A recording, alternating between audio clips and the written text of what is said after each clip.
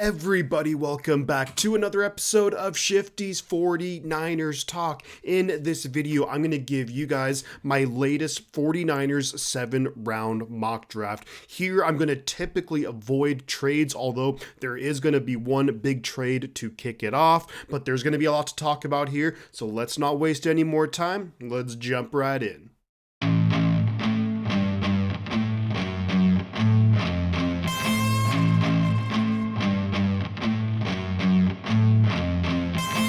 As mentioned in the introduction, we are going to kick off this mock draft with a trade, and you will see the trade details on your screen right now. For those of you who are just listening, we're giving up this year's third round pick number 99 overall, next year's third round pick, and also this year's sixth round pick to move up to trade with the Houston Texans for pick number 73 overall. Now at that spot, I have the 49ers addressing what I believe is still a huge need, and that's going to be at edge. I have the 49ers taking Isaiah Foskey, edge player out of Notre Dame. Now, why him? Because there are a lot of really good edge prospects in this year's draft. Well, number one, the 49ers have actually met with him, so there is some level of interest there. You gotta love his size. It's pretty much prototypical for what the 49ers have looked at bringing in guys like Clelin Ferrell and Austin Bryant this offseason. He's 6'5", 264, and he's extremely athletic. The other thing which I really like about him is in college, he has a proven track level of just production. Looking last year, 10.5 sacks. The year before, 10 sacks. So clearly he knows what he's doing. He has a game plan to get by offensive tackles, and he's shown that he can basically finish the play and get those sacks, get home to the quarterback, which is something that we really need opposite a guy like Nick Bosa. Now, I do really like the potential of last year's second-round pick Drake Jackson. I think he still has a bright future ahead of him, but it's never a bad thing to be deep at position, which is arguably the second most important position in football, which is just getting after the quarterback. So other things too, which you got to like about him, is what I really thought was impressive is looking at his ability when he's given space and room to get after quarterbacks. That's where he thrives. And in a wide nine defense like we run here in San Francisco, he would certainly have room to work with.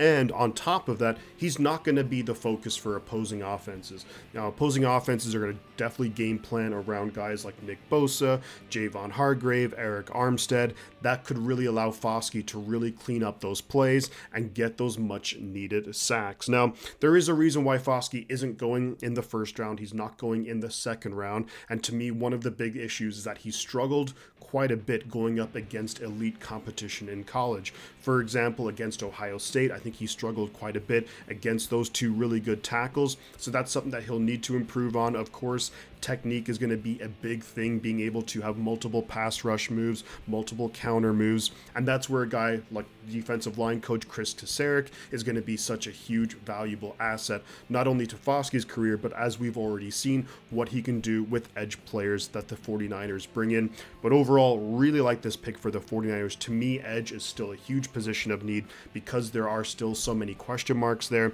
and it's never a bad thing to address such an important position, especially early in the draft. At pick 101, I have the 49ers taking cornerback Rejzohn Wright out of Oregon State. And to me, I think he is a great fit for what the 49ers do. You look at his size, 6'2", 193, 195, along the lines of like a prototypical size for these cover three defenses, definitely bigger than a guy like Diamador Lenore in terms of height. What I love the most is I just love the swagger, the confidence, and the energy he plays with. He kind of reminds me of a player I liked a lot coming out last year, and that was Martin Emerson, who I think had a good rookie year in Cleveland. But I think at the cornerback position, I put a lot of stock into being able to play with confidence. And yeah, a little trash talking never hurt anybody. So having that ability, because in my opinion, outside of cornerback is probably the most difficult position to play in the NFL because you have so many rules and penalties just completely stacked against you, where it just makes it difficult to be consistently good. And something that I liked a lot too, and his confidence on display. You look at what happened, against USC. Jordan Addison up against him, who's projected to be like a late first, early second round pick, and Rejzohn Wright did a fantastic job on him. Now, look, the guy is not a perfect prospect. Of course, there are reasons why he's falling a little bit. Number one, tackling definitely needs to be better, and 100% in a defense like this, he needs to be an elite tackler.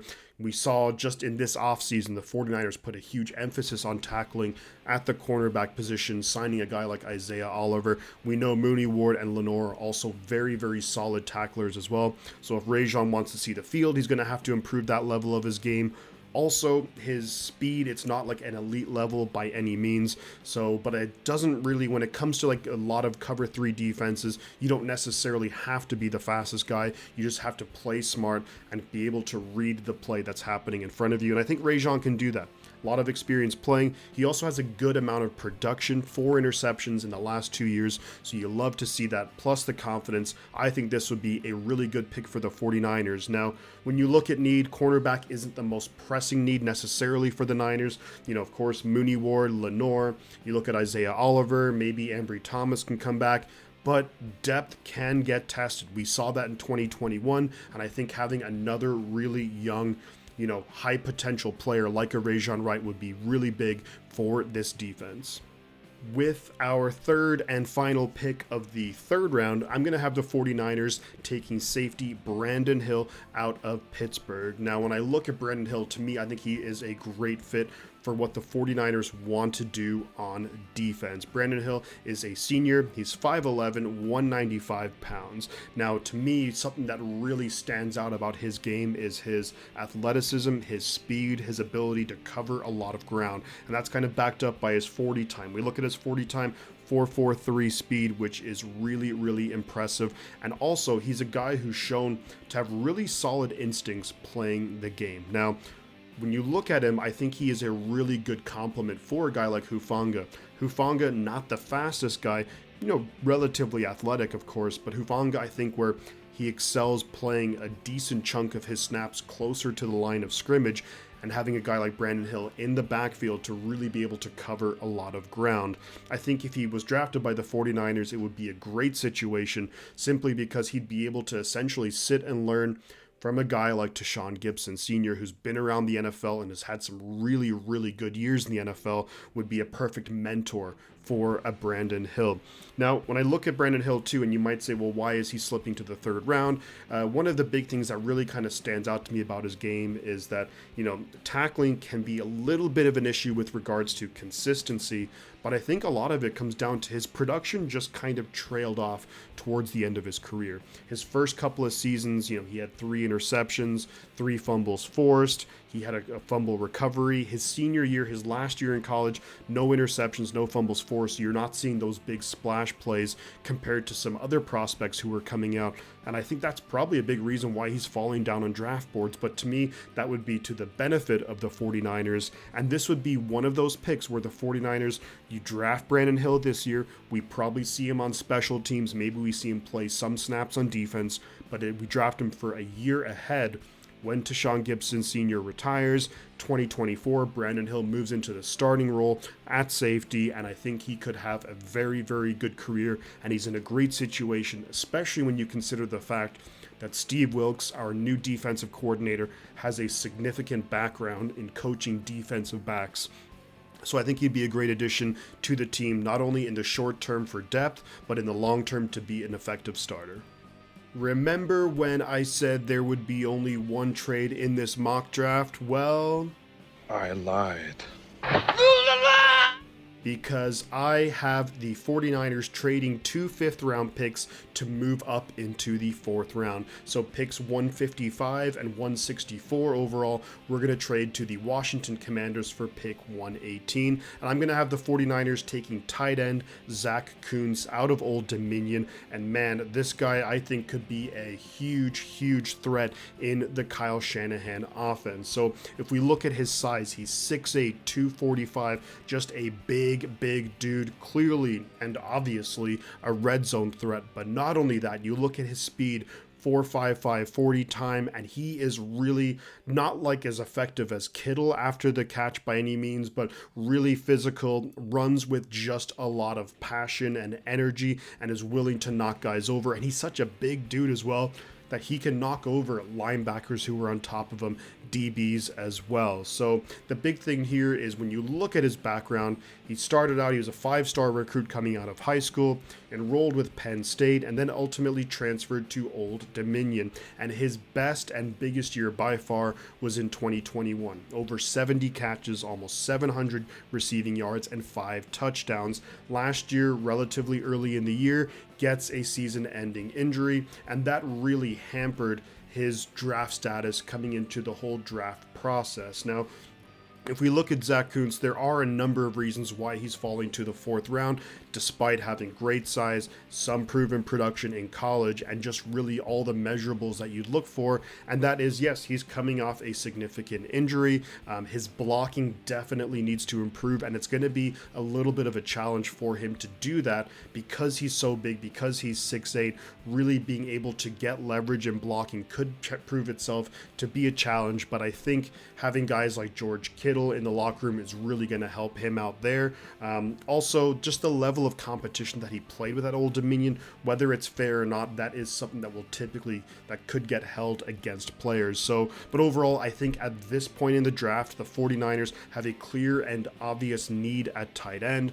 Behind George Kittle, we've really struggled to find that legitimate number 2 guy, and I think it would be a wise move here for the 49ers to move up, get a guy that we really, really like, and I think is a great fit for what we do. If he can improve his blocking, and we know that's such a big thing for Kyle Shanahan to get playing time, if he can improve his blocking, that's a huge, huge bonus, but he is someone who provides a legitimate red zone threat. Plus, he is eventually, ultimately going to be the guy who could be a forgotten guy in the offense when he's out there, with defenses so focused and zeroed in on McCaffrey and Debo and Ayuk and Kittle, that if you can get Kuntz the ball in space, he has that 4.55 speed to potentially take it to the house as well. So I think this would be a huge move for the 49ers, a great fit, and really at a position of need as well.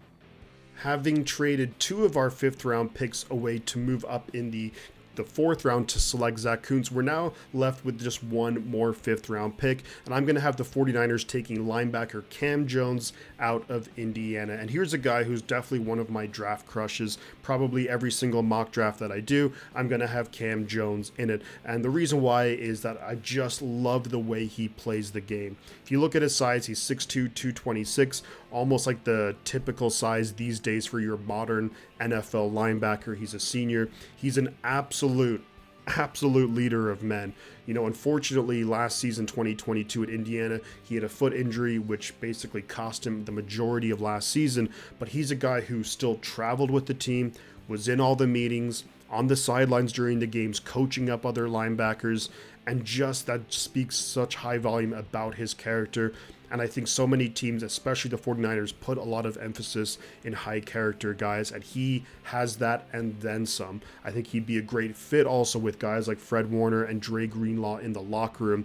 And when you look at him play, he's really good against the run, diagnosing run plays, which I think could actually give him some opportunities to play early in his career. We know Warner and Greenlaw are going to be out there, especially on more obvious passing downs, but on those base downs, I think Cam Jones would have a place in this 49ers defense. Of course, he'll also be a contributing factor on special teams, but I just love his fit in the locker room, and I think with given some reps, especially in preseason, where maybe we will sit guys like Fred Warner and Greenlaw so they don't risk any injury or anything like that you could really see Cam Jones improve in his pass defense. And look, I know that we signed Dre Greenlaw to a 2-year extension, but maybe after that, could Cam Jones be the guy to step in to a starting linebacker role beside Fred Warner? I think that's definitely a possibility, and I think it's great value here at the end of the 5th round. Having traded away our 6th round pick in an earlier projected trade, we are now going to move on to the 7th round, where we have 4 picks, and we're going to go through each of these guys relatively quickly. But with our first pick in the 7th round at 222 overall, I have the 49ers taking defensive tackle Dante Stills out of West Virginia. He's 6'4", 285, a little bit undersized with regards to trying to be an every down type guy, but I really just don't think that's what his role would be with the 49ers. I think he would play similar to like a Kevin Givens, where on more pass rushing down situations, he could come in and provide a pressure from the interior. And he does have good athleticism and good burst off the line of scrimmage. Something that I think is important to note too is that he has met with the 49ers, so there is some level of interest there for the 49ers. They wanted to get to know Dante a little bit better, and I do think that his biggest competition to make the 53-man roster in this situation would be with a guy like Kevin Givens. 49ers a defensive tackle, although we do had the huge free agent acquisition in Javon Hargrave. We have Eric Armstead. We brought back T.Y. McGill and Kevin Givens, but Javon Kinlaw, still a major question mark how much he's going to play. Kalia Davis, who we drafted last year, he's a major question mark. We really don't know what he's going to look like coming off of his injury. So defensive tackle, still an important position to address and get some depth there. Now, moving on to our second pick in the 7th round, and I have the 49ers finally addressing the offensive line position, and that's going to be with Connor Galvin, the offensive tackle from Baylor. He's 6'7", 302. 3'7" would be nowhere near big enough, but he's 6'7", 302. Started 50 games for Baylor, so obviously he has a ton of experience playing in college, and that lends itself to he does have a high football IQ, pretty fluid in terms of his ability to move around, which you'd like in like a zone running scheme, a zone blocking scheme, and he does have pretty impressive wingspan as well to allow him to get those reach blocks because he's somewhat limited athletically. He can move pretty well, but overall in terms of speed, in terms of being able to handle speedy edge rushers, not the greatest. He does also have to improve his functional strength. I believe at the combine, he actually weighed in under 300 pounds. And with his size, he really does have to work on his technique to win the battle in terms of leverage. But there is a reason we're getting him in the 7th round. I think long-term what his role could be with the 49ers is a potential swing tackle. So that would have the 49ers this season starting, of course, Trent Williams at left tackle, McKivitz at right tackle, and then a guy like Connor Galvin would compete with Matt Pryor as the backup or as the swing tackle, as they call it. Now, let's move on to our third pick in the 7th round, and that's going to be kicker Jake Moody out of Michigan. Now, this would obviously be competition for Zane Gonzalez. I think it looks like Robbie Gould is not coming back to the 49ers, possibly retiring. When you look at Jake Moody, he's an 87% kicker out of the last 2 seasons. Last year, a little bit of a struggle. He did have one game that stood out pretty negatively. That was against Rutgers, where he missed 2 field goal attempts. But overall, he's a guy where if you look at last year, he made a 59-yarder. He has a pretty big leg, and that would also help to lend itself when it comes to kickoffs in terms of just having it be a touchback, which, as you guys all know, I am a huge fan of just, kickoffs, touchback. Let's let the defense start at the 25-yard line. One thing to note, though, with Jake Moody, really impressive 2021 campaign with Michigan. Last year, though, from 50-plus yards, only 3 for 7, so not great, but also not awful. But I do think it would be solid competition to have with a guy like Zane Gonzalez, and that's really important to have that kicker position solidified heading into a year where, of course, we have Super Bowl aspirations, not only playoff aspirations through the 49ers.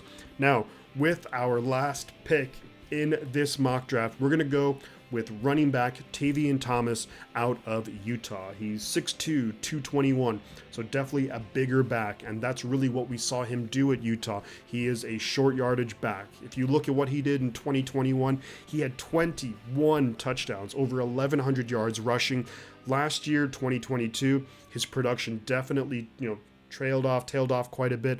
Only 7 touchdowns, 600 yards rushing, and he really provides little to nothing that we've seen, at least at Utah, in terms of being a receiving threat. Not the most impressive 40 time. I think his biggest competition on the roster, here would be probably like a TDP. When you look at Tavion Thomas, he's not the fastest guy. However, he's big. He is actually pretty light in his feet, and especially moving in between the tackles, which we've seen the 49ers do a lot more of that in recent years. I think he could be pretty effective. I would say that he's most likely a candidate for the practice squad with the potential of coming up to the 53-man roster if we have some injuries. But there is some value there in having an effective and a reliable short yardage back. We see it all the time. If you remember, one of my favorite players back in the Harbaugh days was Anthony Dixon. Just having someone who you can rely on in 3rd and 1, 4th and 1 goal line situations, and Tavion Thomas could potentially be that guy. Well, there you have it, guys. That is my latest 7-round mock draft for the 49ers. Of course, I want to hear all of your thoughts in the comments below. Let me know what you think of my picks. Of course, make your own suggestions for players who you would like me to take maybe in the future, or even suggestions for players who you'd like me to take a look at with regards to their tape. It's one of my favorite things to do this time of year when there's no football, is to just watch college football tape. Just really helps pass the time and really helps to alleviate my need for watching football. But yeah, let me know your thoughts in the comments. Of course, if you like the content, do subscribe to the channel, like the video. It really helps out. NFL draft only a couple of weeks away, and things are getting really exciting for the 49ers. And I'm gonna leave it there, but you know, guys, before I head out, I gotta say 2 things, and that's the butt counts, and I'll catch you guys on the flip side.